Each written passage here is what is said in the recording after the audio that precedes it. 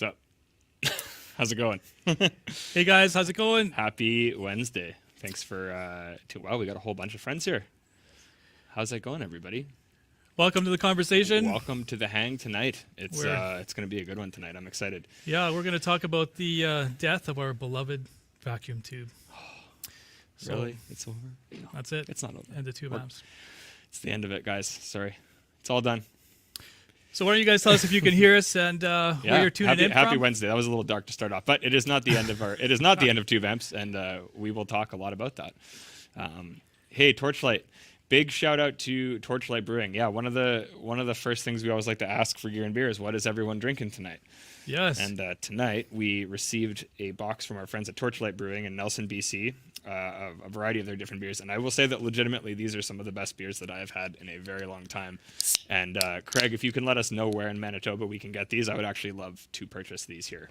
These are super, super good. So, awesome. Yeah, huge shout out. Oh, yeah, Alex, had the camera going there. Sorry. Where am I going? Here we go. This one is the Crimson Ale, which is, it's almost like, I don't know, you can tell me if it's a red or not, but I feel like there's a lot of different tastes in here that I really enjoy. But yeah, huge shout out. Thank you, Torchlight. We will be drinking these over the next few streams. Yeah, thanks so much. Absolutely. Appreciate it a lot. Yeah. Heineken, nice, dude. Nothing wrong with that. Got to keep it classic. Refco's news show. I wouldn't say that. I mean, we just kind of want to hang out and have a chat about it because it's, it's a big topic right now. And I will preface that by saying, like, the fact that we're even able to sit here and talk about how this is a problem for us, that we are so unbelievably fortunate that this is a problem that we're talking about, like in light of everything else, like it is a small deal, but it is something that a lot of people in the industry have been talking about. So we're kind of here to talk about it and answer some questions, Yeah, it is a small thing with the humanitarian issues that we're currently facing. I mean, if we can sit here and drink beer and talk about tubes, that's... we are so lucky. Yeah. Yeah, no question about that. It's an Irish Red style, just with a more metal name. Nice. Dude, yeah, the labeling and, like, the branding on all these is just unreal. The dude's playing, like, a BC Rich, and it's like He-Man. I don't know if it's He-Man, but it looks like He-Man with a torch and a BC Rich and a lion. So it's sick. Nice, like yeah. All the variables for, like, an awesome metal beer cover. Or a Rev live stream. Alex, I'm drinking pre-workout because I'm cranked out at the gym. Let's go. There it is. Classic Alex Kelly energy. Yeah, right. Watching as I pedal 10 miles. Nice, dude. Yeah, we should get the energy bikes, the exercise bikes going while we do these. Just like have a Peloton episode. Waiting for Derek to go back for that one. Yeah, exactly. I feel so bad for this. Yeah, man, it's unbelievable what's happening over there. And Oh yeah. Well, our hearts go out absolutely. to the people. We'll keep it lighthearted, but know that is in the front of all of our minds first and foremost. So yeah, definitely. Kokanee, nice, classic, most beautiful kind of beer can I've ever seen. All of them look this nice. Like the branding is amazing. You'll see. We got a couple that we'll drink and go through, but they're pretty cool looking. The graphics are great on them. Yeah. Yeah, thanks a lot for sending them. Yeah, first you go through the COVID lockdown. Yeah, I mean, inevitably, there's been a lot of stuff going on in the world, so that's going to lead to different, supply chain and political issues and trade issues and things like that. And this just happens to be something that is happening right now, really. And some of what has happened has, I believe, changed in the past little bit too. Oh yeah. But I guess tube scarcity really is not a super new issue. I mean, this is obviously one that is like pretty major in light of everything that's going on and where EHX and a lot of those Russian tubes are, there's a lot of brands. It's I think the first time it's really been in the forefront like this. Yeah. But it has been a thing on the back end for a while, due to, I don't know. I mean, you would know better than I, but. Well, tubes have been dying for the last 60 years, right? Yeah. I mean, the thing about it is the markets have been up and down for the last 60 years. So, the last time I think it was the 1990s where we had something similar. Tubes became scarce and people freaked out, and The market's rebounded. Manufacturers were able to reproduce and get demand back up there, and we are good to go again. This is just something that we're facing because of coming out of 2 years of COVID and all that. As everybody knows, supply chain issues have been just difficult with anything over the last little while. So absolutely, speakers, you name it. I mean, that's just within our industry. There, food, like in Yeah, some areas, toilet paper. Well, I think we're facing a similar crisis here as we did with the toilet paper. I think where 120-year-old tech. Yeah, man, it is old tech, and I think that's kind of the thing is like we do live in this niche where that is still sought after. If that makes sense. Like it is something that in our world is very huge, but outside of that, it's not. So in a sense, it is very niche still.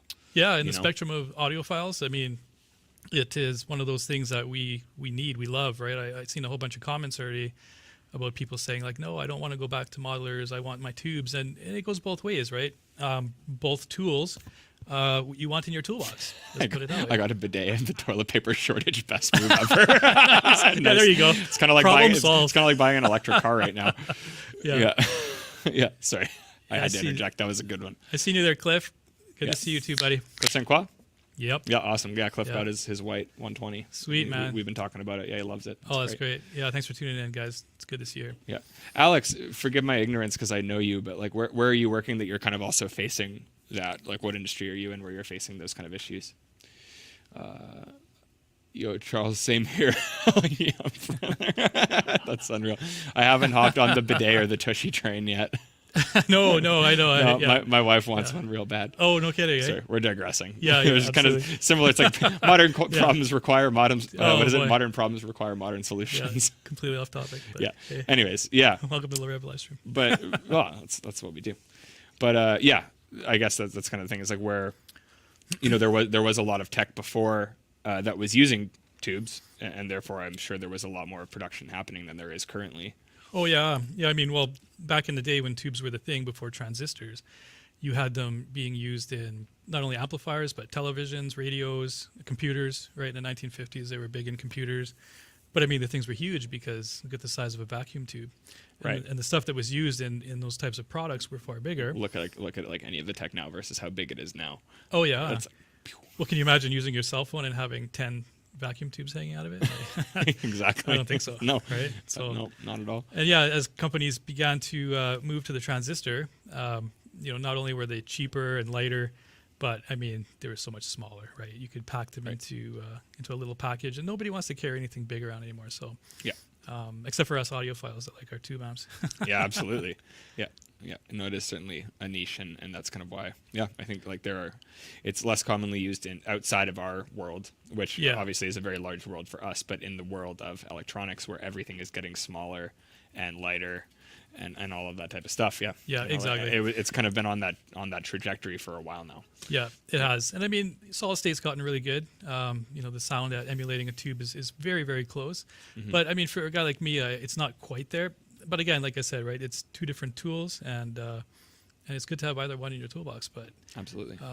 But I have no fear that the tube amp will rebound again, and we'll all be happy. But on that note, what have you guys been paying for tubes in the last couple of days? I haven't really checked, and I've seen that prices are increasing, and I guess, like now, so obviously the thing with sanctions has changed.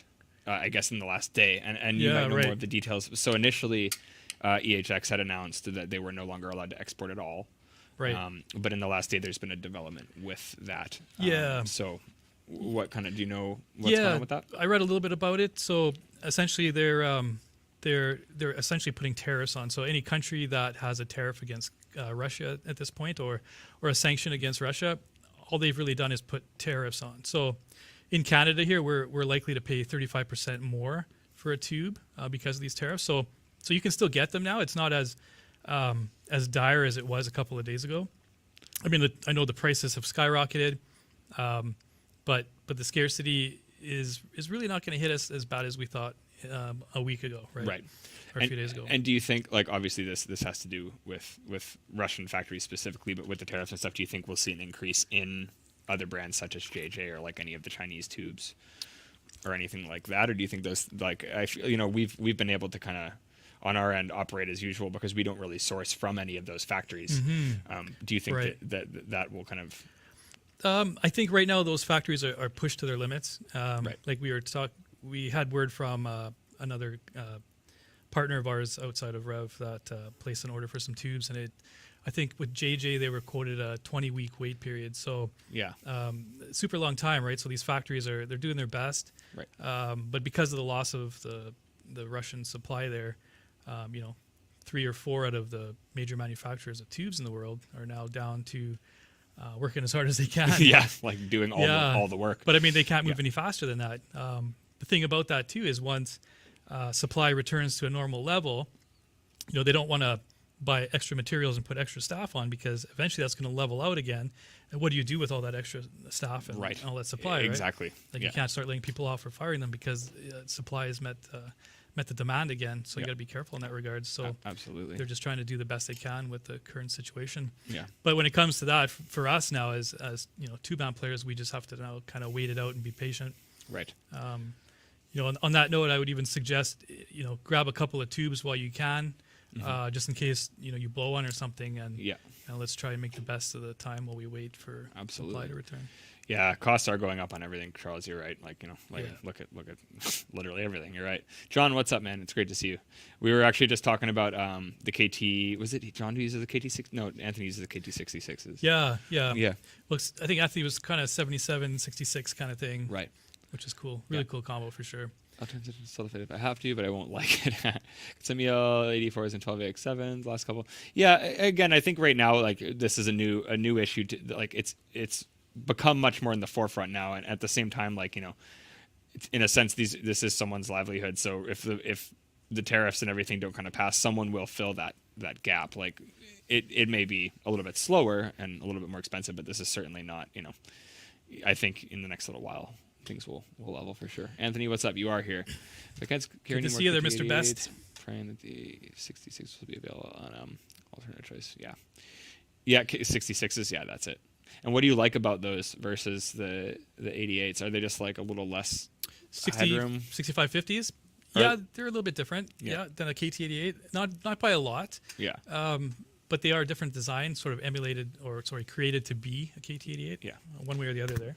What brand of tubes are in the MK3? So I guess we could kind of talk about just like since starting, like what's kind of been the journey, because I guess it has shifted, and again, like due to the fact that this is not really a brand new issue, like we for the past little while have kind of been planning around that and been sourcing from different places according to what we are able to obtain. Yeah, that's right. What about the Shugawang factory and all that stuff? So for anyone who is wondering about a Chinese tubes and all that stuff. Yeah. Right, yeah. I mean, I think most people are aware, and if you're not, the Shugawang factory in China, there was an explosion in their town there 2 years ago, I think it was now. It was like a gas explosion or something. Yeah, that's right. It was a gas something explosion. like that. There was a number of different things that we just told that the factory was shut down. It wasn't something that happened in their factory, but it was something kind of in their region that forced that region to shut down. And it's been Yeah, and most companies in that region had to shut down, and so Shugawang was one of them. Right down to nothing. They weren't producing anything at all. So we got word of it from one of our suppliers 2 years ago at NAM. We got the grim news, and we thought, oh no, that's going to be terrible. And even with that company going down, though, we still were able to source parts for the last little while, even up to this point. And so the last 2 years, obviously, Shugawang has been working at restoring their capabilities in their factory, just because they're not about to throw in the towel. No, this of course is their not. bread and butter, right? Like, right.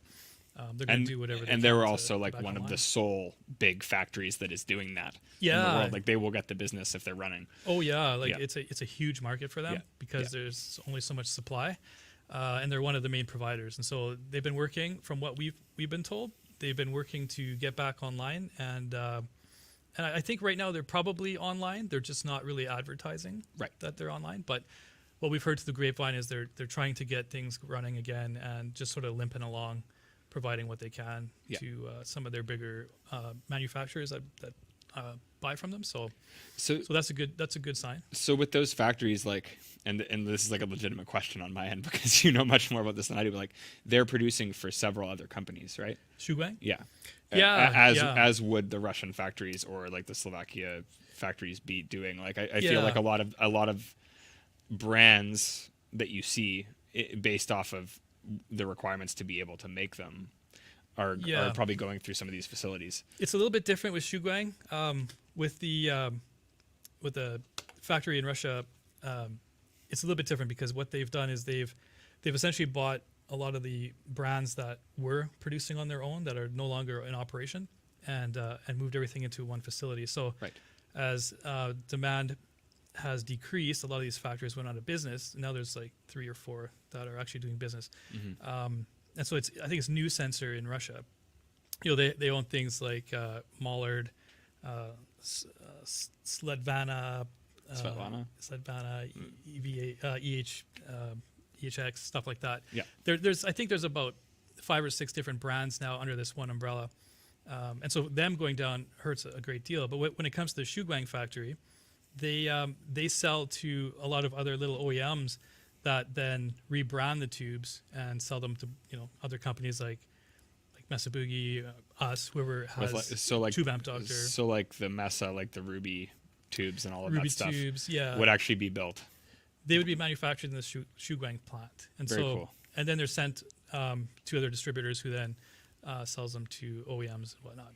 So it's a little bit different with them because they're just sort of like a Shuguang brand, and we know how they look and sound. The TAD stuff, yeah. And the TAD stuff was produced there. But with them going down, I think there's something else going on there. Not quite sure. We kind of believe there's one more factory in China that is now doing the TAD stuff. And you may have seen it out there too. They're now a red base, and they call them red base. I think it is. Is it the 60 like the red base 66s? The 6L6s right now. Right.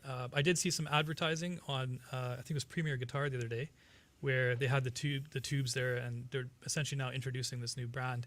But it isn't Shuguang that's doing it because they went down, and Tube Amp Doctor released them quite a bit after. So very cool. So whatever's going on, I think there is a chance that we now have one more manufacturer producing tubes that wasn't before. The Ghost tube. The Ghost tube builder. That's going to help us along. Nice. Absolutely. The ghost of tubes to come. Yeah. Very, very interesting. This is cool because I obviously work in the factory here and like are familiar with what we carry here, but to learn kind of like the depth of that, and how a lot of it really does come from these same sources where, like, it seems like there's not like for I guess you were kind of talking about this before. There's not really a lot of places where they're able to manufacture them. I guess in terms of environmental law and whatnot. So to have a lot of what we're seeing, although it's presented and branded differently, coming from these same sources makes a lot of sense. It does, yeah. Like the big issue with tubes is that it's an old technology where it wasn't under strict environmental laws. There wasn't ROHS requirements and stuff like that, so they could use lead, and it was no big deal. Right. But today, there is strict environmental laws, and so ROHS, lead, even just the methods used to produce a tube is very harmful to the environment. So some countries just say no, we don't allow that here, and so it's harder for companies to start up because on top of the cost to do so and start a facility and a factory, you now have to tend with all these environmental laws. Right. And not a lot of people are willing to do that, but places like China and I suppose Russia, they don't mind so much. But with ROHS, a lot of the lead has obviously been removed to meet these new standards, so that also changes the complexity and durability of our tubes, because now we're using new materials that we weren't before back in like the 50s, 60s. Right. And I think that's one of those things, where it's like old stuff just works good. Yeah, absolutely. That's how like it goes. A tank, right? It's funny because I'm playing this too, and I've watched unrelated the trajectory of me slowly beginning to enjoy Les Pauls, and Derek was like, no, it's because all the ones that we have are like 90s. Right. And it's like, they're because they're great. They're awesome. They're built super good. Oh yeah. So like, and I mean, obviously, environmental law is very important, but at the same time, it's funny how you do notice a difference with some of those things. Yeah, absolutely. Absolutely. And I mean, when you're down to 3 or 4 factories trying to pump out all these tubes, then, QA is going to be a little bit, quality assurance is going to be a little bit different. Right. Just trying to meet demand. So they're doing the best they can, and we just have to Yeah. wait. And, Anthony, we did mention that, that as of today, I guess that they did not redact the statement, but made some adjustments in terms of the tariffs and all that. So for the time being, at least, any of the Russian stuff is going to be a little bit more expensive. I saw someone ask if that will cause for price increases with our stuff. We never have sourced from any of those factories. So I guess ultimately that depends on the way it goes with the rest of the market. But currently, where we're not purchasing from any of those factories, we've kind of been able to continue as normal. Yeah, for sure. Yeah, we've been able to source from suppliers. We've never changed suppliers, let's put it that way. And they've been really good to us. We've been able to get sources that were surprised to us, like, oh yeah, hey, now we've got some stock here, or just something that we didn't know existed, now it does, like some 1974 6v6 GTs. Yeah. 6v6s have been on the decline a little bit. Derek told me that, and I couldn't believe it because, like, so sorry. I guess you can start. So the 1974 tubes. So I guess how did we end up getting those? So, and when we say 1974, we legitimately mean the year 1974. New old stock. Old stock. Yeah, and that's been a thing really throughout the industry, not like for a while, I think. And people actually often will like go to, like, I know Fluff is always looking for like NOS Mesa tubes, like for like the old Vectos and stuff like that, right? Like a lot of the time people are actually looking to seek that stuff out because as we were just talking about, they were built in a time where you could use those components and therefore they sound different and are more durable. Yeah, the materials were different, right? And I mean, I see it on forums all the time, NOS, and people are looking for it. And so, we, as 6v6 stock began to run out in the world, not completely, of course, but they just got a little bit harder to find. But the supplier we use was able to find some from 1974. Said, hey, we got you covered. And so we're like, yeah, we'll take them. And so what we found when we started using them is that they just lasted so much longer. They were just so much more durable. And you know what's funny is, like, I will say, and I'm not going to say any names of anything, but there were a couple of times where we switched between things because of supply chain issues, which was, like, I will say confidently, more than 6 months ago. Like, again, this is not new. Like, we've kind of been having to work around this for a while and have managed to so far. But there were a couple of times where we had switched around and we got a couple batches of things where there was a high failure rate. And since we were able to obtain those NOS tubes, like, the fail rate has, like, gone so down. Like, the old tubes are crazy. So much more consistent. Like, so when people hear the new old stock thing, it's like, that's, it's legit. That's legit. Yeah. If you can get that, then awesome. And we were really lucky to be able to get that. And it's funny because I didn't know that that's what that was. And now that you mentioned, like, the materials thing, like, they seem a lot more consistent. Yep.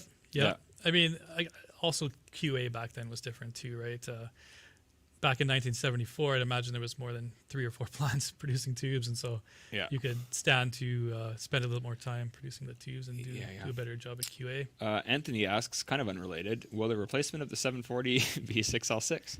Oh, we don't know. Well, I know, but you don't. Dan knows. We don't know yet. We don't really know entirely the shape that's going to take yet, but there will be news on that sometime later this year. Yeah. All we know is it's going to be different and it's going to be sick. We're getting close, though. Pug tubes. What does that mean, Alex? Oh, okay. Pug tubes. There you go. I hate you so much. Awesome. I was like, what are you talking about? You just baited me so hard. Yeah, he got you good there. Yeah. That's unreal. Oh, geez. I saw that there and I was ignoring it because I thought you were just like trying to like get me to say something stupid, but it stayed for a while, so I thought it was important. Wrong live stream. Sorry, Robbie. So the NOS ones you got, are they just 6v6 or did you get other NOS types as well? I'm not sure, actually. What was that question, sorry? Did we just get NOS 6v6s? Currently, that's what we're using, because they're... Not like 6L6, like it's just... 6Ls, no. It's just the 6v6s just that the we 6Vs. did that with. Yeah. No, the 6L6s we're using now are the TAD red base. And and they're manufactured really well. Yeah. That's another tube that we trust in because TAD has been producing some great tubes. Their personal designs have been just wonderful, and they're doing a great job. And so we stand behind what they're doing, and we look forward to what they have coming down the pipe too. Absolutely. Yeah. Puck tubes here. What do we got? When you consider the fact that Puck tubes. we need to get. I feel like we need to like eventually start doing gear and beer merch and just like all the stupid stuff that Definitely. happens on here. We can just turn into sayings and like put it on shirts and sell it. Like, Yeah. that'd be great. Yeah. I'm surprised we haven't done any merch yet. Would you guys buy the pug tubes? Hey, Would you come buy on. a pug tube shirt? Let's go. We'll put Rev on it. Pug valves 4x4. let's do it, guys. That's Nice. the answer to the market crisis. It's pug tubes. Alec, are y'all more fan of YouTubes or red tubes? Is that something that I don't understand? Yeah, I don't know. Alex, did you type something wrong? YouTubes or red tubes? Dave, how are you enjoying your app, man? I know you've had it for like a couple weeks now. Dave got a really cool like tweed finish generator 120 that looked awesome. Oh, I seen that. Yeah. Posted that. Yeah, that was a really Nice. cool one. The tweed with the gold. That was the first one that we've seen. Oh, that's beautiful. Charles says, sorry, I think there will always be a market for tube based gear, at least until digital surpasses it. Though I did swap out almost all my tube channel strips for new transformer based preamps. I guess in the world of like digital audio and recording, that's probably a thing too. And Manny, maybe you could answer more than I could, but is there still a lot of stuff that is using tubes in your world? There is, but it's, I guess, mostly like the vintage style gear or like the optical tube compressors and stuff like that. So it's like a niche within a niche. Like it's literally guitar amps within the music industry, right? Like, like even bass rigs are like all solid state. Yeah. Like, Yeah. yeah, it's crazy. I mean, that's sort of the way it's rolling, right? But it's been Which is doing that it's for- cool. It's cool because it has a uniqueness to it. It definitely does. But definitely does. Yeah. Yeah, I mean, the thing about tubes is it's been dying for a long time, and it hasn't. I mean, if you check, any kind of analytic or any kind of trend, you'll see that over the last 25 years, it's come down. And granted, solid state stuff has picked up. You got the DSP and all that stuff. So Which is better than it ever has been. For certain sounds things, I great. still enjoy using it. Oh, yeah. You can't deny that stuff rules. No, exactly. And heck, even I've been playing around with some solid state stuff lately that just sounds fantastic. It definitely does compete with tube amps, but at the same time, the feel is different. It is. Right. It's the physical mechanics of it. Yeah, oh yeah. Like literally, it's basically like an algorithm predicting what the mechanics are going to do versus the mechanics actually doing them not at random, but like on the fly. It's not a prediction of what's going to happen. It's happening. Like yeah, absolutely. Yeah. But again, like when Kemper started to roll on the scene and stuff like that, we were just getting going as Rev, and so there was a point where I thought, oh no, like this is going to be hard to compete with, because I've watched other tube brands in the last 30, 40 years go out of business because of solid state, and so it was a bit of a what was the thing with Garnet, like with the whole transistor thing? So also I'll preface this by saying I don't know how well Garnet is known outside of Canada. Right. Yeah. So for any American friends or international friends, Garnet was. Are they Winnipeg based? They were Winnipeg based. Their factory actually started to grow quite well before the transistor. We're talking like 5 years before really transistor technology. When was getting this? Going. Oh, this is back in like 50s, 60s kind of thing. Like way back. Yeah, way back when the transistor. I feel like it's like all the the 60s, 70s rock dudes that were just hot and nuts for the Garnet stuff, as Derek would say. Oh yeah, they were like. Many bands, American Women. Guess who? Guess who was using which Garnet? Is also Winnipeg. Because they're Winnipeg band. So which I always forget too, man, because like that was a hit. Oh yeah. And then Lenny Kravitz did it, and it was a bigger hit. It was a bigger hit. Yeah, it was a great song, right? And so that's absolutely. sort of where Garnet started getting going. Is they were supplying amps to the band, and so that's really cool. I didn't know that. Yeah, it's a pretty cool story. Yeah. But then the transistor came, and basically destroyed the company.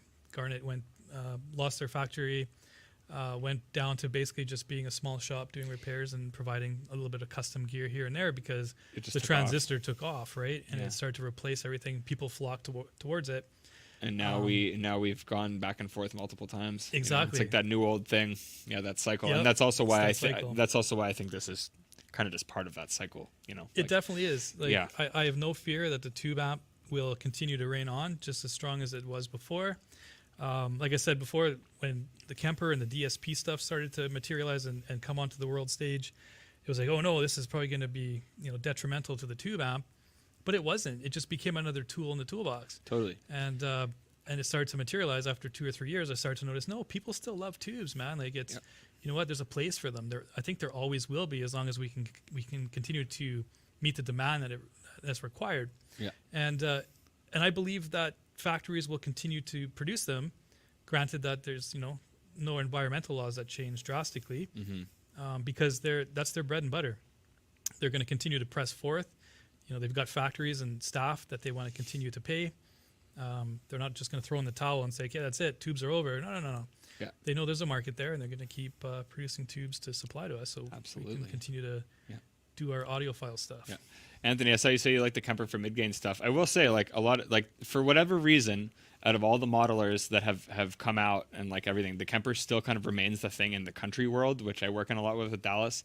Oh, yeah, and like a lot of the nice, like, lower, like, mid-gain rock tones are like, they're great. Like, you can't really deny that they sound good. Oh yeah. Like, and you get all the producer packs and stuff like that.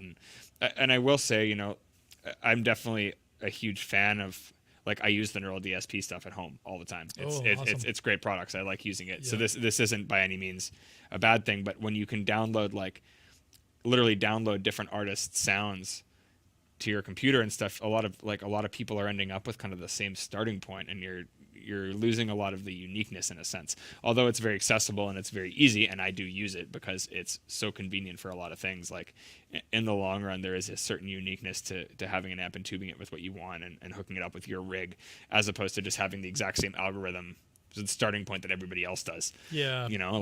Yeah, that's so true. It's a lot of cookie cutter stuff, but it still sounds good, and you can't deny that. And again, like, I'm not hating on it by any means, because I use it and I enjoy using it for a lot of stuff. But for sure, and it sounds great. Yeah, it's just, like I say, another tool in the toolbox. You just do what you dig, right? If you like tubes, go tubes. And that's why I see people, like, when they post the Line 6 thing with the rev, they're like, "Oh, are you guys mad that they did that? Oh, because it's digital." And we're like, "No, we told them to use our name." Oh yeah. Like, it's like 100%. Like, there's a lot of people who, like, I feel like a lot of people will say that the solid state tone is better for them, and that's true. Yep. But I feel like it is the application that makes it work for a lot of people. Yeah. And it's the convenience. Like, if you could have the tube sound in that level of convenience, you probably would opt for that. Definitely. Like, it's a matter of having it accessible, and that is what makes it so great as a tool. Like, and a lot of people, that's the format that they are able to operate in, whether they're on a computer or if they have a practice amp or whatever, where they can't run an amp rig. So for us to be able to license that is just a way for us to get our product to those people who would not otherwise be interested in a real tube rig. Yeah, exactly. And we're not opposed to digital by any means. Not to say we're going to do that in the near future or anything, but you never know what could happen. And, absolutely. The world's constantly changing, and so is technology. Robbie Kemper migrated from all the metal dudes using it to all the praise and worship guys in that country. Yeah. Well, I don't know, modeling. Like, I remember when the Kemper came out and I was hearing about the profile on it, and everyone was like, "There's no way this can be a real thing." And then you try it, and it's like, "Oh no, it does it." Oh yeah, but it sounds good. Yeah. Oh yeah, no, digital's come a long way. DSP, man, like DSP is an ever-changing math algorithm, right? And but it has its place. It has its place, and it's good. I did notice a question there. Somebody said, "What about recycling tubes?" So you can't do that. The best you could probably do with the tubes once they're dead is to take them to a place that can deal with hazardous waste.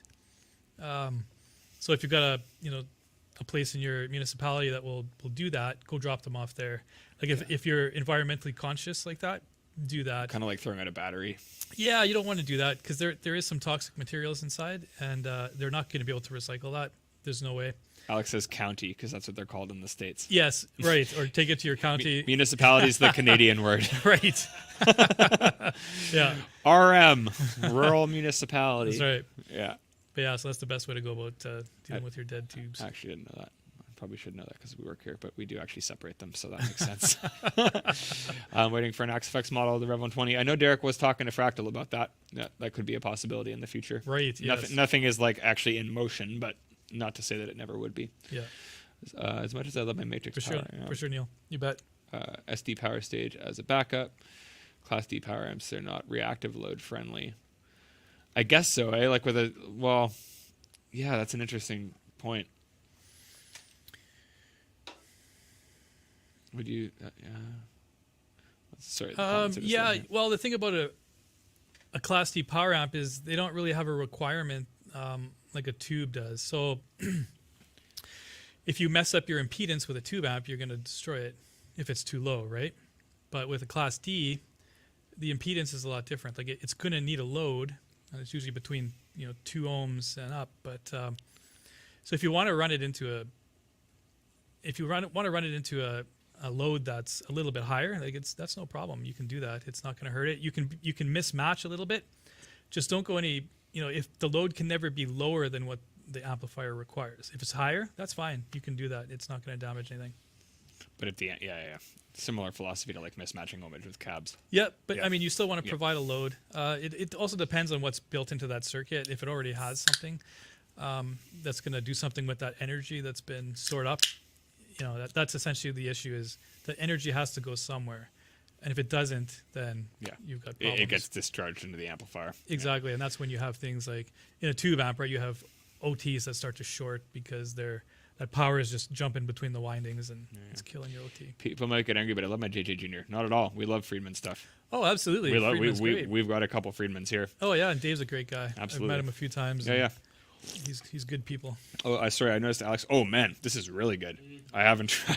What do you got there? Alex was trying this. Oh, that's that magic. Alex has tried this early. He just sips this. He's like, this is so good, and this is the first sip I've had of this. This is unreal. Oh man. So this is the Awesome Flavor Hazy IPA, once again from Torchlight Brewing. I can't read what it says because it has a bunch of adjectives describing it that are crossed out, and then at the bottom it just says awesome. So that's great. There you go. Awesome. And it is. This is legitimately one of the best IPAs I've had in a very long time. Darn. Give me a cup. Get Dan one. Are there more? There's more of these in the fridge. Grab Sure, Dan one. Yeah. I hyped it. You guys are raving about it here, so. Anthony, shut up. I know the Les Paul looks good. I don't want to admit it. We talked about earlier how I've reached the Les Paul. Oh yeah. And Derek was saying it's like he's right. We have some really nice older Les Pauls. Thanks, brother. There it is, the awesome flavor. Yeah, this All is right. killer, man. Jeez. Thanks. Love IPAs. Got some good crafters. Oh yeah, Jacob, I always forget you're in Korea.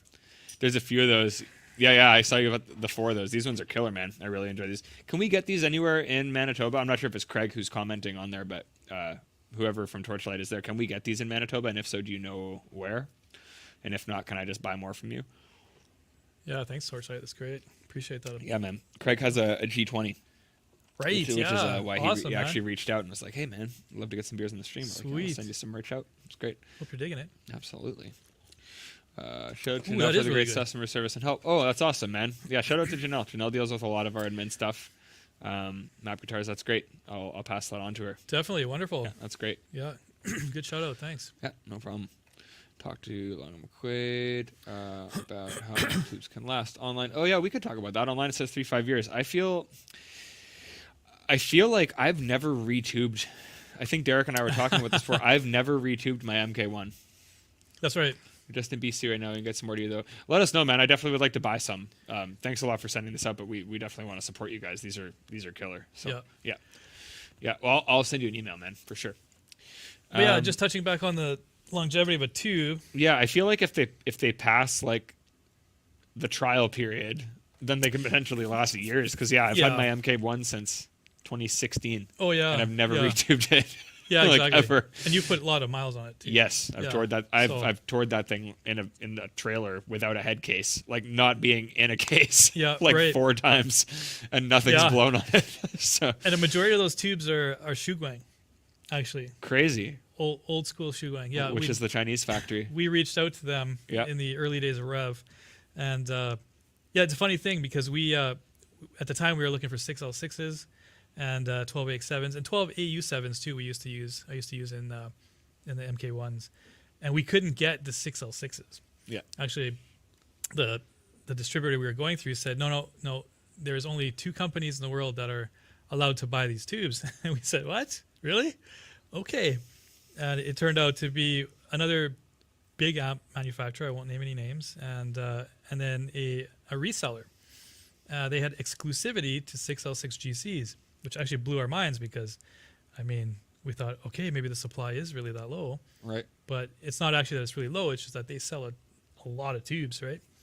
And so we were able to get the 12AX7s there from them. And so I used those in the first MK1s. And yours is one of those. Mine is the 3rd one ever. That's right. Yeah, it is too, isn't it? Which is a unique one, too, because I think you've modded it two or three times at Yep. least.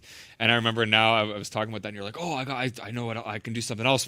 Bring it in." It's like now that you're going through the other revisions. Yeah. So I think I have like a one of a kind rev for sure. It's like I'd mark 123.5.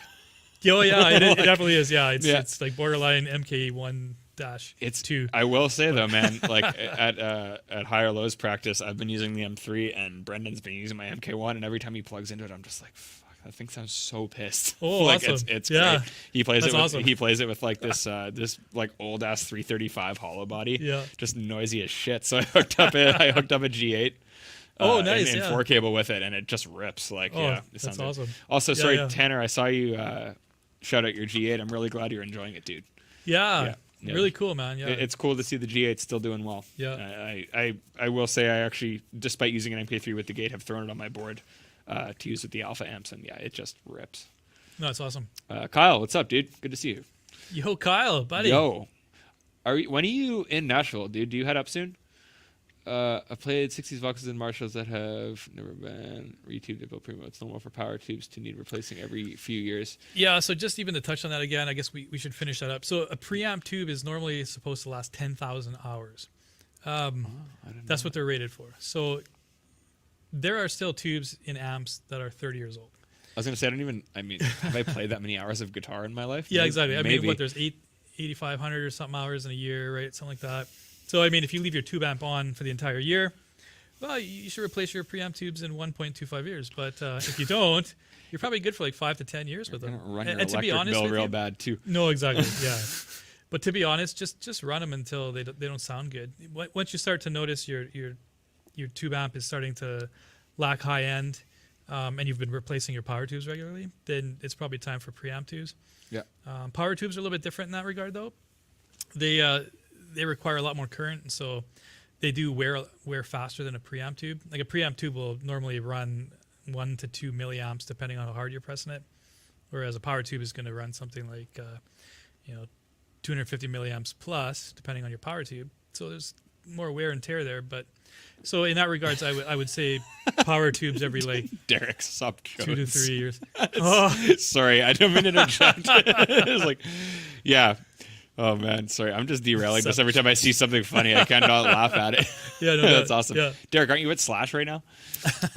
If your tubes go bad in any kind of short time, there is something wrong with the amp. What do you think of that statement? Not necessarily. So in that regards, you'd have to experiment with that because tubes are like light bulbs. They can go at any point in time, or they could last you 30 years. So Yeah. if you're continuously blowing tubes, there's still a chance it could be just you had some bad luck, and your tubes are just you just need to get a good brand, get a good batch or whatever it is. Yeah. I've had that happen a number of times where I'd be burning in an amp and all of a sudden it starts red plating. Oh no, turn it off, replace it, and have another one red plate in the same socket. But it turned out I had 2 bad tubes. And It wasn't actually the amp. you rip it open looking at the tube socket like, what's Absolutely, going on I here? did. I thought, oh no, this amp's got a problem, but no, Yeah. everything checked out. And then it Yeah. turns out, no, I had 2 bad tubes in a row. So that's a possibility. Very rare. I'm not saying that an amp with a problem isn't going to blow tubes. It will. But in that case, if you're having problems like that, just take it to a good tech and let them diagnose it for you. Don't spend more money at that point. Just let a tech tell you if there's something wrong with it or not. Yeah, I feel like if they pass like the initial burn-in process and like week of use, then they'll probably last several years. Yeah, absolutely. Oh yeah. But And- again, they can go at any time. Yeah, You never know. So in terms of burning in, like that's a term that people may have heard a lot. Sammy, where's my Benz? There you go. It's the one That's all that you get, Toad. There you go. That's for you, Derek. Yeah. Ready? This is too.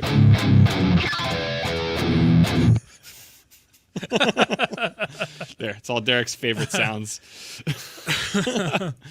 Wow, I'm really good at starting a sentence and then not finishing it. Sorry. I just seen Bill say, "Oh no, 10,000 hours." Yeah, it's true, Bill. Preamp tubes are one of those things you change very last. You do power tubes first. They're more likely to start going south on you, and you lose top end, and they'll go squirrely. But preamp tubes, just wait on those. Yeah. Yeah. Yeah. Power tubes are working harder. Oh yeah. Nice. Ooh, there it you is. go. Got the beer mic. Nice one there, Bo. Every time I hear that sound, just makes me want to go. Derek, call in for a slow band. Get Derek. Derek, if I call you on the phone, will you sing that over your phone into the microphone? That'd be great. I'm sure Heidi would love that. Do you think there'd be a market for small rev combo amps? Oh, of Maybe. course. Yeah, Definitely. for sure. Yeah, there's People like combos. People yeah. buy them. people like combos. Absolutely. Yeah. Sorry, what did I start talking about? Burning in. Burning in. Burning yes. in. So that's a term I think that people who sound pissed, people who are familiar with kind of the specs behind tubes and stuff will understand. But what does that kind of pertain to? And what do we kind of do in terms of that, like to kind of test the tubes before we send stuff out, like in terms of before they even come to us, and then when we burn our amps in and all that stuff. Right. So when we get our tubes, they come from a supplier that is already burning them in for a number of hours. They're also matching for us, so they're essentially doing all the sorting for us and sending us quality tubes. They being, I guess, in the past, Shuguang, JJ. Yeah. So not those suppliers. Okay. Yeah, the one we've been using for the last little while has been doing that for us. The ghost tube guy. Yes. Yeah. Good supply. Good supply. But then we don't leave it at that. We make sure that we put these things under high pressure a little bit. You know, hours and hours of burning in, just sitting on, running current, just so that we can test them out. We want to make sure that whenever we send a tube out with an amplifier, that it's already got 24 to 48 hours of burn time. That ensures that we've done our due diligence as a company to make sure that the tubes that you get in your amplifier have been pressure tested, stress tested. Yep. And at that point, I mean, a tube can go at any point. That's the problem with tubes, but yeah, we take the proper steps to make sure that every tube is looked at before it goes out. But you never know with a tube, right? It's like a light bulb. It can go at any time. So literally any time. Yeah, but yeah, burning in is basically just keeping it under stress for like I say, 24 to 48 hours. Yeah. More often than not, like as you're saying, they can go anytime at random, but more often than not, it is very early. Yeah. In their life. So generally, this will just help eliminate any potential tube issues before stuff leaves our shop. Yeah, because you never know when a tube might become leaky and start to lose its vacuum. That's one way we can ensure we're testing that before it leaves, is leaving it on for a number of hours, just making sure it can pass that current and still sound right at the final play test. Right. And so that's very important for us here. Tips for breaking speakers in. We sometimes will run signal through them for a little bit, but I think it just has to be used. Really. Yeah, you can use it. You can also run a small DC voltage through it and pulse it. So if you want to run like 5 volts into your speaker, just in a pulse, it's a little bit harder for an everyday consumer to do, because normally you can't pulse a DC current unless you're sitting there turning it on and off. Yeah. In that case, you might actually hurt your speaker. But under the right circumstances, if you run a DC voltage into it and you pulse it, it'll work the cone in and out like this, right, over time, and you can break it in a little bit sooner that way. But I mean, you know what? Just play more guitar. Play more. Play your cap. Play more guitar. Derek also is correct. We do warranty tubes for 90 days just in case anything does happen within that time, because that's generally when it's going to go. So, yeah, absolutely. Just play Darude Sandstorm through it on repeat. That's what Alex says. That's how Alex breaks in his cabs, just playing Sandstorm. Sweet. I think there was a couple other ones. Sorry, stereo cabinets. That's an interesting question. Yeah, we don't currently do stereo cabinets. They're a mono input. Yeah, I don't know. Is there a big demand for it, I suppose, is the question we would have to explore a little bit. I guess so. I feel like a lot of the stereo stuff is with multiple cabs, because then you actually experience the spread a little bit more. Like, yeah, I obviously understand that, but I feel like a lot of the time when dudes are looking to run stereo through a cab rig, there's multiple cabs going on. Normally that's what I find too. I know there are a few manufacturers that make stereo cabs, and I don't see a lot of talk about them. It's rare, but it's definitely there. Our tube's the new crypto. Yes, right now. Oh, don't even worry. We're getting there. It's analog crypto. Massive shout out to Dan and Janelle for the excellent customer service. There you go. Shout out to Janelle again. Janelle's got 2 shout outs on this stream. Yeah, That's awesome. killer. Yeah, no, Thanks. it is absolutely our pleasure. We To let her know that. it's very important to us that we treat our customers with the respect they deserve, and so you put your trust in us, and we Well, take that seriously. Well, absolutely. Oh yeah. I know a lot of guys run multiple heads into a small thing. Oh yeah, yeah. If you're doing like an AD rig with heads, I guess so. That makes sense. Yeah. Okay. In that case, for sure. Gotcha. Yeah. So, I guess that kind of covers a lot of what's happening right now. How do you guys kind of feel about it? And like, do you have any questions about what's happening with tubes in the world right now, or anything you'd like Dan to shed some light on? Because I've learned so much sitting here tonight. This is great. I've learned legitimately so much sitting here talking about this. Yeah, I think we just need to remember that we're just in a it's a unique place and time where many things are at short right now, even solid state stuff. We make guitar pedals. You all know that. Yeah. One of the things that I've noticed is particular circuits in the components in the pedals are getting harder to find. Yeah. Things that were in stock for 100, 200,000 are now 10, 20,000. Yeah. So it isn't just tubes that are in short supply right now, it's everything. And so as we notice everything gradually go down, it's also going to rebound. And when it does, tubes will as well. Yep. And so I wouldn't worry. Don't go selling your tube amps. Just buy a couple just for this little lull while they're getting harder to find. Just so if you blow a tube, you can replace them. And before you know it, they'll be back in stock and it'll be fine. Absolutely. Yeah, I have no fear in that. Derek, that question is why you do the marketing. Can I just cover the pins in my tubes with tin foil like a fuse if it stops yes, working? You can. That is why Dan builds our products. In that case, I would say put your tongue on it as well.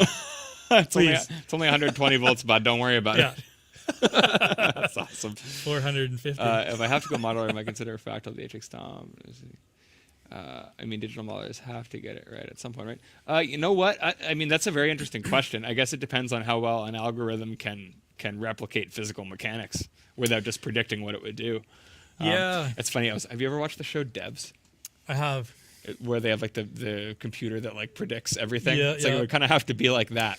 Well, Like you kind of have to be able to visualize it. I just watched that with my wife. And I was like, man, this is a cool concept. It's like the algorithm just gets so good that it can literally predict based off of. Yeah, absolutely. Not to ruin the show for people, but like it can literally tell you what's going to happen based off of just the mechanics that it understands. Yeah, and So, the like, information has been given. I feel like it would have to get to that point.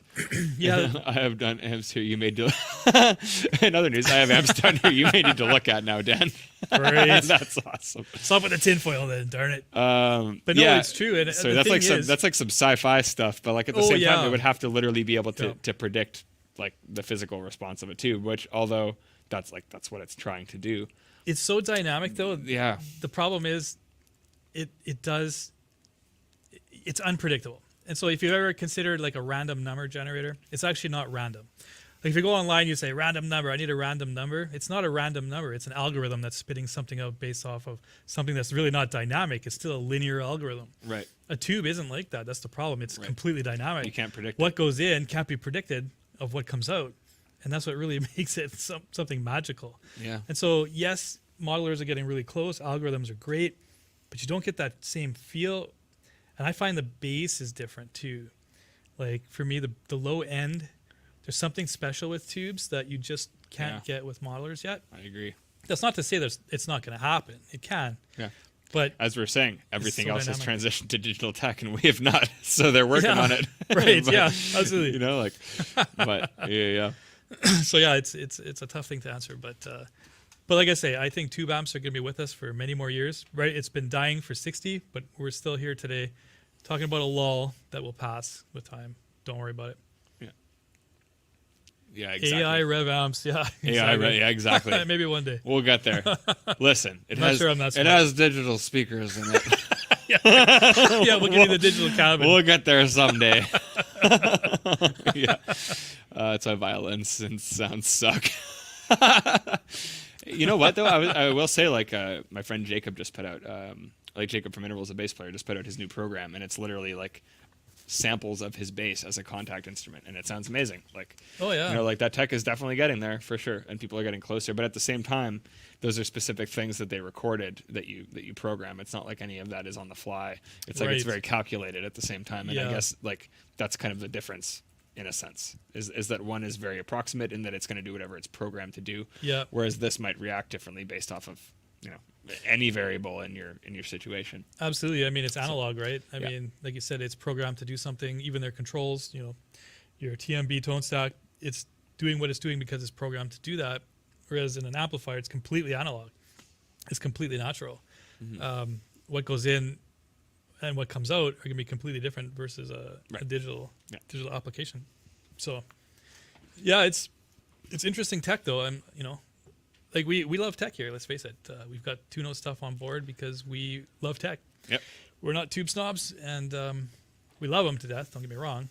I never want to see the tube die, but No, but at the same time, you know, I think we all kind of have embraced that there is a lot of, like, we're not I don't want to say we're not purists, but at the same time, we're not fixed on it has to be this. that's right. Like, and the two note stuff, I think, is kind of a testament to that, where, you know, when Derek was working with two notes and realized, like, wow, this is incredible technology. Like, this is something that would be very useful Yeah. to our product, although it might seem counterintuitive to have a digital profiling product with that. It's like, this is an amazing new creation that can work so well in conjunction with what we make. Yep. You know, like, Exactly. there's certainly no reason to dismiss those advancements if they work. Yeah, that's right. Yeah. And I mean, that's why we gave the rights to use our name with the Helix and all that stuff too, is Right. because Right. the technology is great, and we want to be a part of that moving forward. So Yeah, absolutely. it makes sense. Yeah, we do have quickly. I mean, we know we're hanging. We got some time, but we did actually bring out a couple different sets of tubes here. If people wanted to hear anything, because I feel like, you know, this was intended to be a discussion, but at the same time, oh, there we go. There we go. The Oh, yeah, magic. I'm used to that. It's like now it's just like Yeah, for me, it's like, what this. the? It's like, oh, what's going on? I gotta do more live streams perhaps. Perfect manage and modern traditionals using a modeler for effects with a tube amp and a load box with IRs. Dude, yeah, 100%. Like, there was a while where I was using a Helix in the loop for all, like, I was using the Rev 120 with the Helix for all my effects, and I was using the Helix with MIDI to switch the amp. Like, and do all the effects change and pedal changes at the Yep. same time. And it's like, you know, there are ways that you can hybrid those things to use them to your advantage for sure. Oh yeah, Absolutely. four cable method. I mean, man, there's some powerful applications. Tube amps and like I say, tube amps and modelers and solid state. It's just tools in the toolbox. Says One isn't better than the other. They all have their place. Sean and Pete Thornell say that when the tubes are about to die is when they sound the best. Well, I guess it depends on how it's dying. If it's starting to resist, you know, conducting current, yes, it'll sound really good. You'll get that real saggy sound for a little bit. If it starts red plating, no, it's passing too much current, and it's just going to sound like it's, sorry to say it, but like a bad solid state.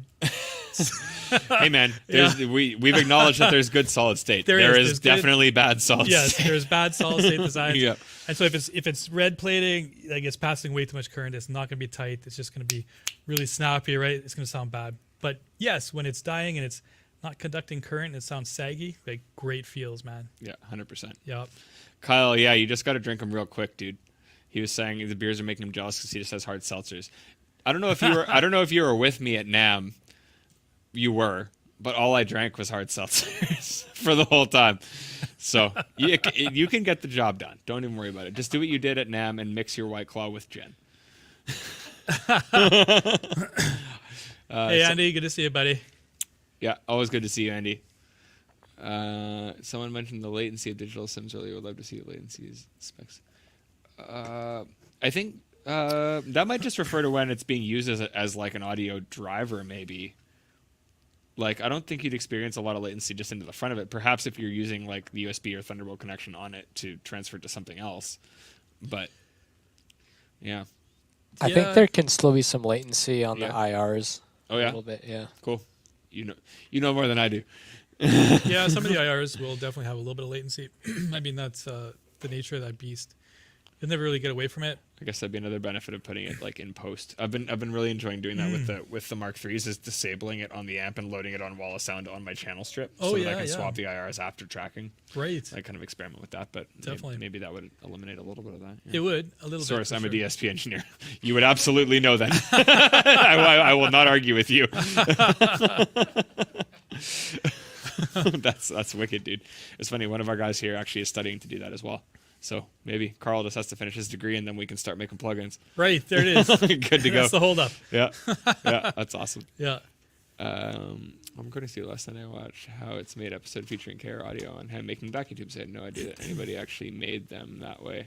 It's fascinating to watch. KR Audio, do you know that company? KR Audio, no. Hand making tube amps or tube amps, or is it just tubes? Vacuum tubes. Oh, okay. That's interesting. Yeah. So, I mean, I'm sure there's a few smaller brands doing that. We were approached at NAMM one year by a company that was cryogenically freezing tubes. And that's interesting. Actually, it's these guys right here. Yeah. Oh, literally cryo. Worthen Audiophile. Yeah, it's cryotone, they call it. And so I have to be honest, I haven't done a lot of testing with these things yet. I am intrigued by it. I've had these tubes for like 2 to 3 years now. I'm sorry for not getting to it sooner, but yeah, these are cryogenically frozen for a length of time, and apparently they perform better as a result. Now, I don't really know much about the actual manufacturer of these or not. Are these EL34s? This one here is a 6v6. Oh, it's small. Sorry, I was going to say. Yeah. I thought. So they're cryogenically frozen. But like I say, I don't really know who the actual manufacturer is of these things. So that's really interesting. I don't know if it's just that this company has taken them and done the cryo part, right? They woke up in the future. So there's a lot of companies like that are doing things like that. So I'm not surprised to hear that. Yeah, somebody's gone ahead and decided to actually make vacuum tubes, because you can. I mean, if you're a small business doing it, or you're not being like crushed mass producing. Because then environmental laws come into play. Yeah, right? So, I was gonna say, is it just that like at that scale, that would be kind of a violation? Like you could kind of do it, but you wouldn't really be able to like mass produce them and sell them. Like once you start shipping anything internationally, it gets tricky. If you're in the States and you've got 30 to 50 going out a month, big deal, right? Mm-hmm. Normally the USA is okay with that if you're just a low guy, but if you're mass producing, whole different ball game. Mm-hmm. Cool. Yeah. Does anyone have any questions for us here? Anything either pertaining to what's currently going on with the tubes? What's going on with the tubes? What's currently going on? With the present scarcity, quote unquote, that will hopefully even out. Or just any questions like pertaining to general amp stuff. I mean, we're very lucky to have Dan here with us tonight. I've learned so much, and I'm sure everyone else here has too. So, type of pickups do Rev guitars prefer? Do Rev? We don't make our own guitars, but I suppose you just mean what kind of pickups do we like? Man, Fluff. What's up? I don't know, dude. It's yeah. So far, Fluff, it's looking good, buddy. Yeah. I think we'll be out of this lull in no time. I think all of us here, sorry, Bill, if you're just referring to in general, most of us at the shop here, I think everyone here uses passive pickups. Yeah. I'm much more of the field of having a lower to mid output pickup that I can push more than having a high output pickup that I have to fight with. Gain staging for me is probably key. Multiple lower gain stages stacked together to kind of fill out more space. Definitely. It depends on how aggressive my sound needs to be, right? If I if I really want to push it, well, I'm going to go active and just slam the front of the amp. But if I'm not too worried about it, passive. Yeah, 100%. The amps are pretty aggressive as it is. So, I mean, sometimes an active pickup is just a little too much. Generator MK3 just came out last year, so not yet.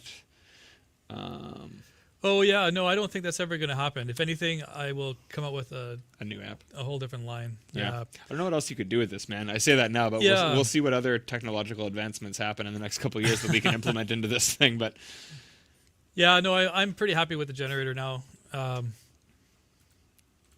I can't say too much, guys, but it's all good. Don't worry about it. Don't worry about it. It's all good. You'll know soon enough. Once tubes are in high supply again, there'll be something new from us too. Yeah. Are new tubes really a thing? What does that mean? Auto biasing. Auto That'd biasing. be, oh man, that'd be sick. Yeah, just press a button. It just like detects the conductivity of each Yeah. tube. Just, Oh, that's easy mode. yeah. That'd be, Yeah, oh, it's easy auto mode. I biasing. can do it. Don't worry about it. Yeah, I mean, you have to add more solid state stuff, but Oh, aren't you a thing though? Cool. Please don't come out with a new amp yet. My 100p isn't even here.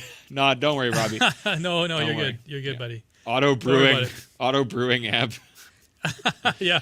Yeah. Well, I've always wanted a beer that could fetch me, or sorry, an amp that could fetch me a beer. So That'd we'll be see. sick. We're getting there. Yeah. That's I the don't know next. about auto brewing, but Dan worked in robotics. We can do it. yeah, it's just a matter of time. It's confirmed then. Not yet. Don't worry about it. Yeah, I mean that's one way to do it, right? You can plug and play, and you don't have to worry about power tubes in that regard. But What does that mean?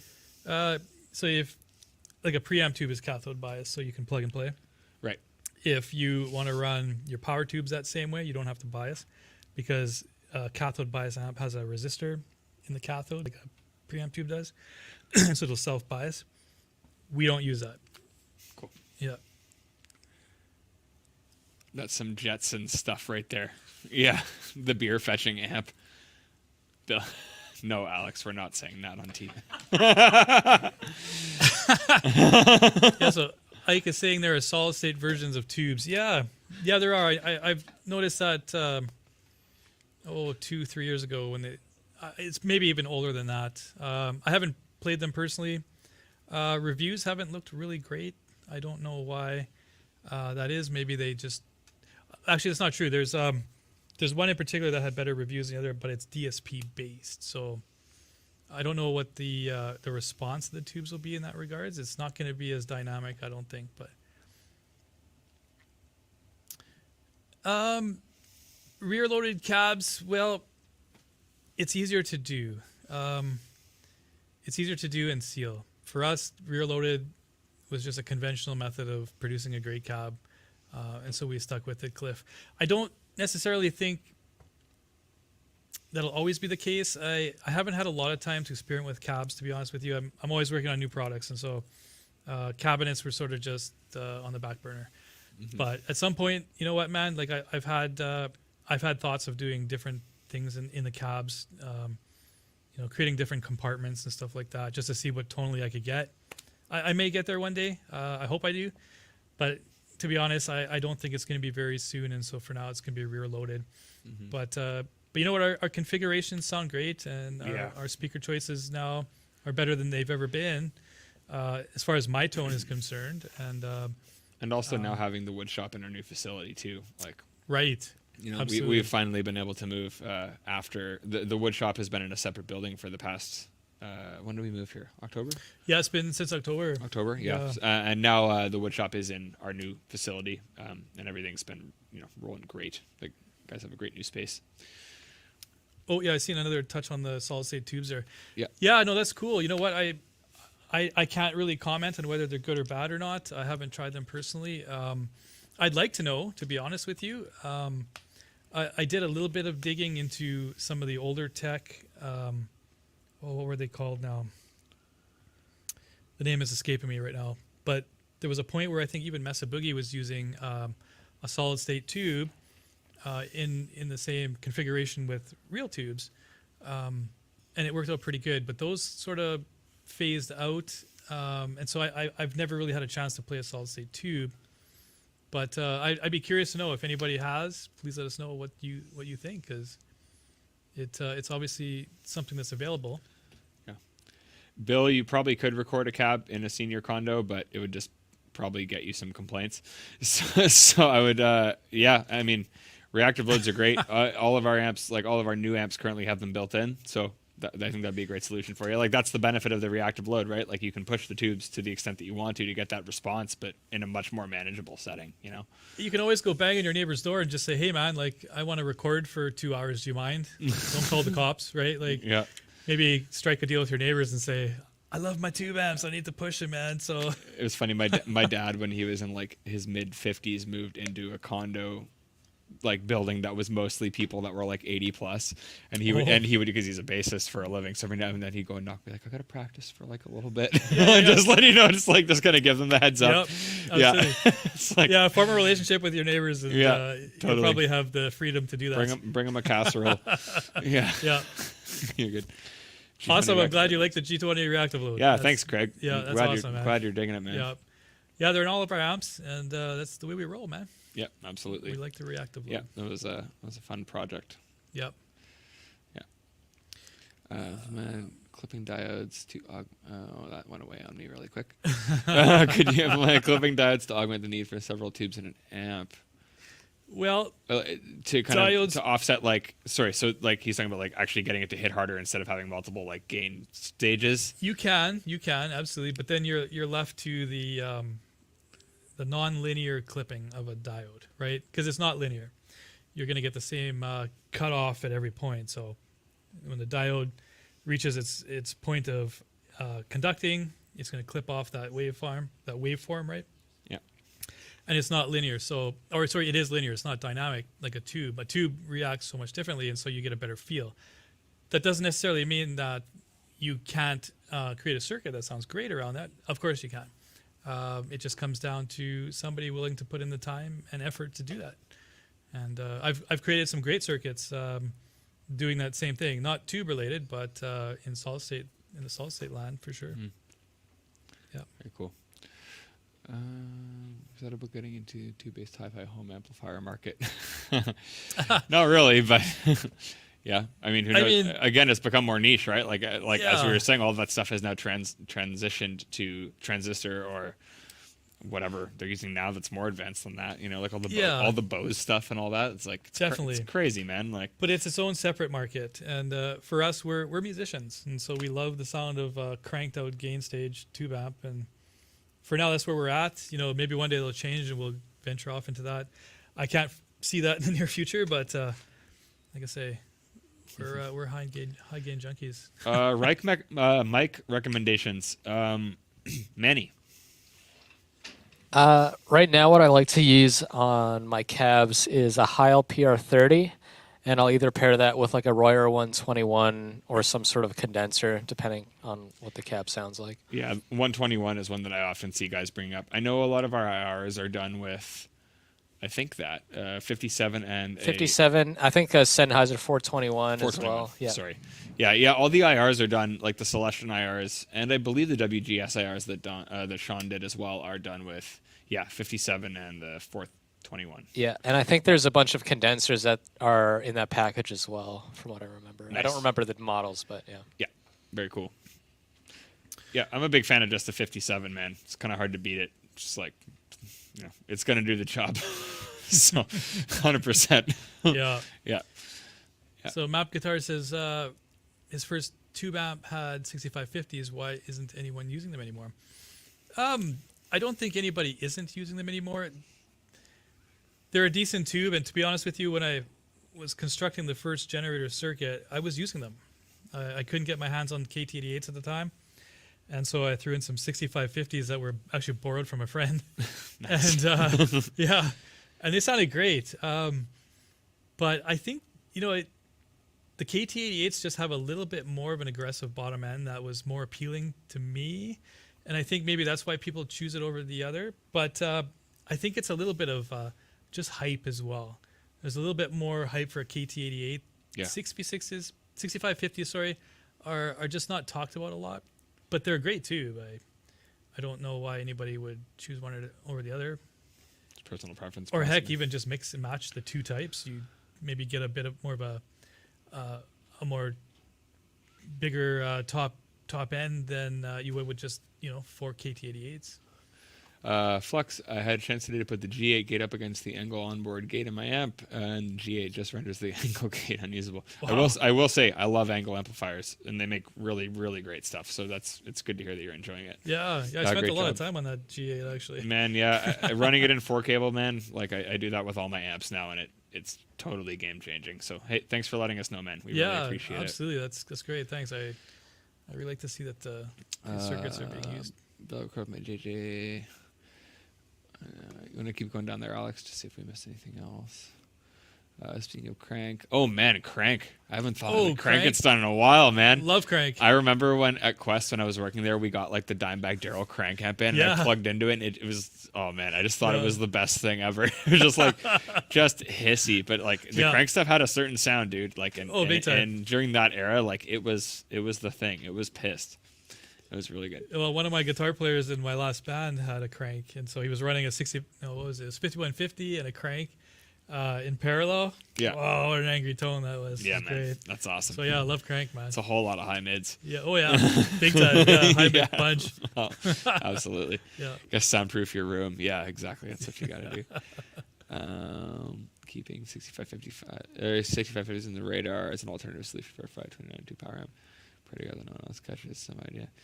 Well, you know what? As we were saying with the remaining stock stuff, like that is going to even out for sure. And Yeah. I feel like it is kind of like a toilet paper situation where people are obviously concerned and like where there's uncertainty as there is with a lot of other things. Like, of course, you want to look out, but at the same time, this is going to be a short-term thing. Oh yeah. And in the grand scheme of everything that's happening, this is, a very small deal in the grand scheme of everything. But at the same time, where there's such a limited amount of people that are doing this, like there is absolutely a market to be filled, and this is someone's livelihood. Yeah. So if things remain the way that they do, there will be a gap to be filled, and if they don't, then we'll be back in where we're going. And truthfully, as we've said a couple times throughout this has been something that has been going on for a while, and we've constantly been kind of trying to adjust to that, and so far have been able to kind of stay ahead on it. So Yeah. although it is now an issue that is much more in the forefront, it isn't anything new, and it will work its way through. Like And to be honest with you guys, like this will happen again. This is not Yeah, totally. the first time it's happened. It's not the last time. The tube market, any market has had a dip, and it will again. So we just need to be patient, let the manufacturers work it out, and they will, and we'll be back online. Yep. It's there's Absolutely. no question about it. Yep, 100%. Yeah. Cool. I feel like I've played like 2 chords today. Yeah. This is good, man. No, So this we is- this is actually went ahead and we put some KT88s in this. in one of the 120s. And we've got another one here with 6L6s. You guys want to hear the difference between the two? Yeah, might as well. Might as well. I was quite surprised actually. I mean,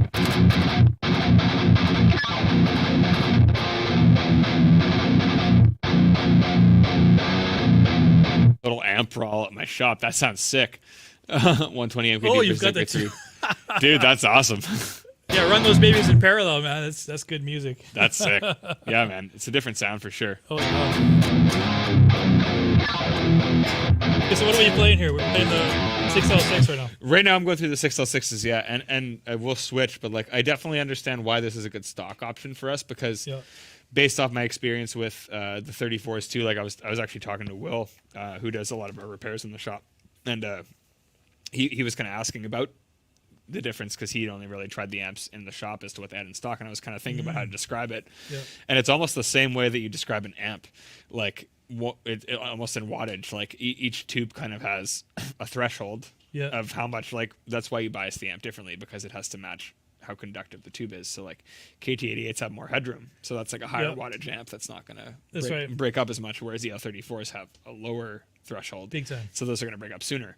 So I feel like the KT88s, what we were hearing in the low end, is like more true to how the amp sounds, because the tube is not really breaking; it's staying true to how it sounds. Yeah. Whereas the 6L6 is very in the middle, and my voice is starting to go for some Oh, reason. want That's some weird. water? No, I'm good. It's weird. I was gonna say Need my like beer. I don't feel like my voice is going, but it is.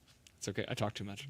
Not enough. But and the EL34s get a lot more aggressive and like broken and pissed off in that high mid range, because they Yeah. break up sooner. And like I feel like when the tubes break, that's the natural range that pushes. It's like that really high mid, like Yeah. searing kind of sound. So Absolutely. the KTs are really balanced, and the low end is very true to how the amp is intended to sound, which I was very pleasantly surprised by, because I haven't really tried them a lot. Yeah. But at the same time, the 6L6 to me is like the middle in terms of all of those aspects, which Yeah. to me makes the most sense as like a stock option. Yeah, definitely. But on the fourth channel,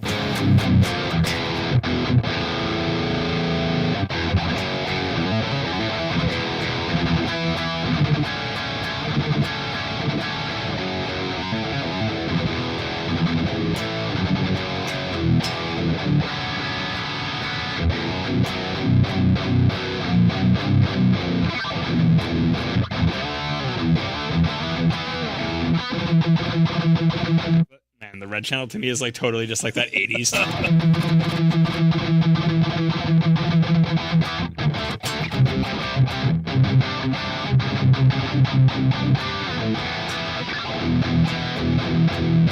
So that's the 6L6s. That's the 6Ls. That's the 6Ls. Next up is KT88. And then we're gonna go to the KTs on the same. You guys let us know if you settings. can hear the difference. Yeah, It's pretty apparent here in the studio. pretty much the same settings. But it's And now this is the KT88s.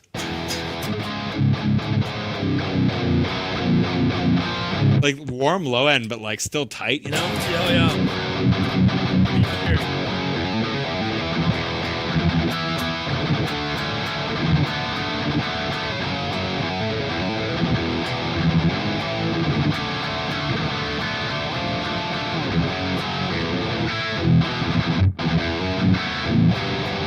Pre-chorus of Master of Puppets. Oh God.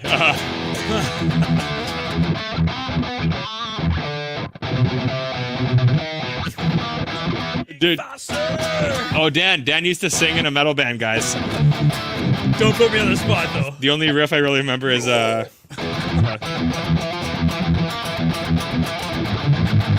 don't remember any Metallica riffs. All I remember is that James Hetfield picks really fast, and that's part of it.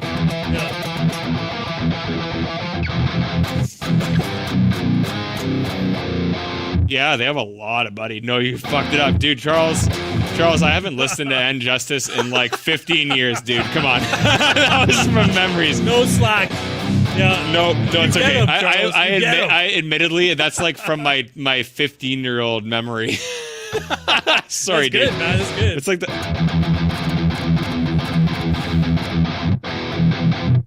All about the right hand.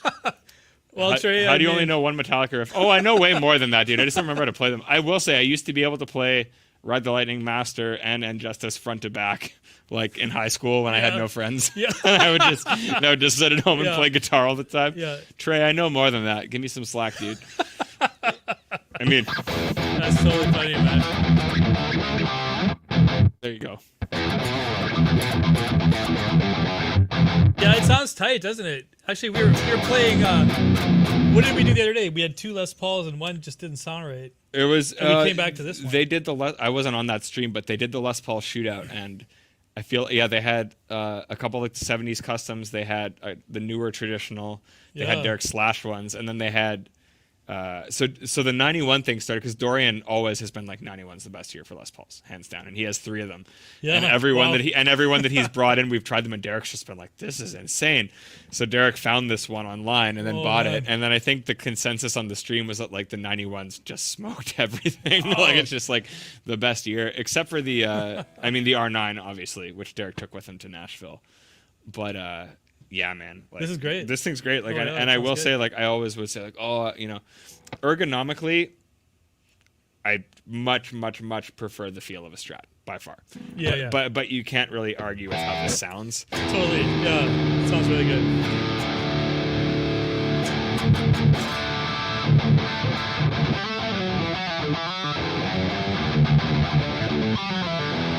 I screwed that up.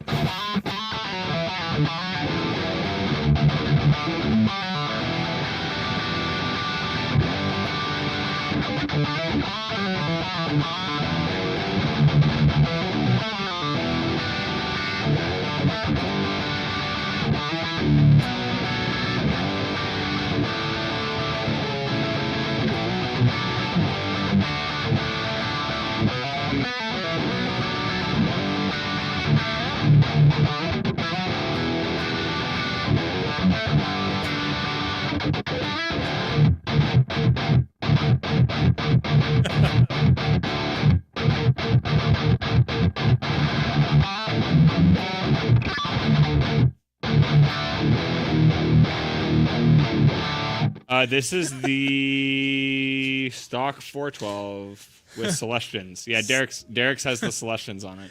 So Sam's like, I screwed it up. I didn't hear anything. Oh. The kill switch squeals. Yeah. Nice. Yeah, Trey, this is the just the Rev 412 Celestian pack that we put out a few months ago. with KT88s in Derek's 120. Yep. Yeah. Which pickups are in the 91? These are the stock pickups in here. And the KTs are, you know what? The KTs are like super focused. I really like. KTs are cool, but they lack in the top end. So. That's the IR tray. That's just like the direct out of the back.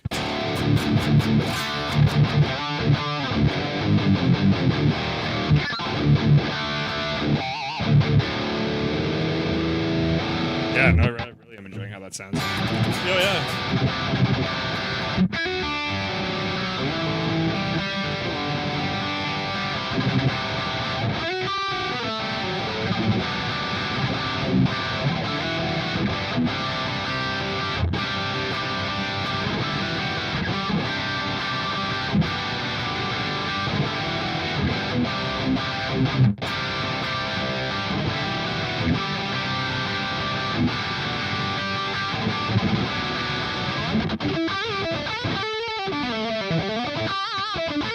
Ah. Can't beat it. You can. Darn it, Sam, you're such a good player. It's very kind of you. Hey, what do you guys You make think? a great amp. So Sounds pretty killer, huh? no, it's all good. he This is. guitar sounds great though. I love that Sean's IR. Yeah, literally. These. So Sean made all these cab captures, and they just rip for metal stuff like super Oh hard. yeah. Yeah. Sean knows where it's at. Yeah. Every time someone asks me about the, dude, like literally every time I do like a demo and send it, they're like, "What IR do you use for this?" And it's like, I don't know. I just kind of left it on what was on the amp. Like it sounds good. Yeah. Yeah. Totally. It just doesn't need to be tweaked at all. Yeah. Good job, Sean. I don't know if you're here, but Yeah, no, Sean crushed. Sean captured all of the IRs for the original pack with the 120s, like the WGS, and also the Celestian pack, and totally crushed it. So, oh, I see. Angbass solos.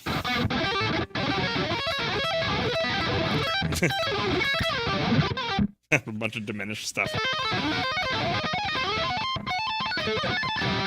Oh man, that's sloppy.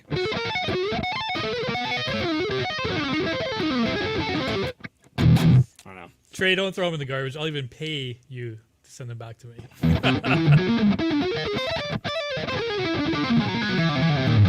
When I think of Angway, I just think of atonal stuff like that, Yeah, that's or like Phrygian Oh yeah, dominant. that's yeah.